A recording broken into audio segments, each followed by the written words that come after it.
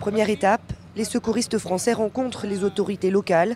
La ville semble avoir bien géré la situation, mais elle manque de bras pour s'occuper des territoires reculés. Nous n'avons pas de toilettes normales pour l'instant, et les gens font ça dans la nature. Nous ne voulons pas une résurgence du choléra, de la tuberculose, ou quelque chose comme ça. Le CMS n'est là que quelques jours, alors il n'y a pas une seconde à perdre.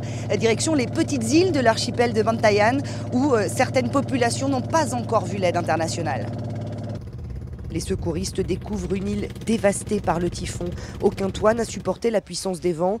Les bateaux de pêche, seul outil de travail, sont échoués dans les terres. Sur le camp médical du CMS, certains cas sont inquiétants, comme celui de cet homme dont la plaie profonde est très infectée. L'isolement, le manque de suivi ont aggravé la situation. C'est très difficile à protéger pour les gens d'ici. Ils marchent pieds nus, ils sont dans la poussière, dans la boue.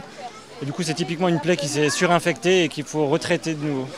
Donc on est en train de lui enlever les points de suture, de regarder ce qu'il y a à l'intérieur. A priori, il va falloir qu'il retourne à l'hôpital pour qu'ils aillent remettre des points de suture. Un peu plus loin, travail d'équipe pour dégager le toit de cette école. Les habitants proposent leur force physique. Les Français, eux, offrent des moyens qui manquent sur l'île. Ils n'ont pas de tronçonneuse ici, ils ont des petites hachettes, ils ont des scies à main, ça ils le feront pas. Non, donc on est là pour ça. Quelques heures plus tard, les secouristes repartent. Laissons cette petite île de pêcheurs se reconstruire, seuls.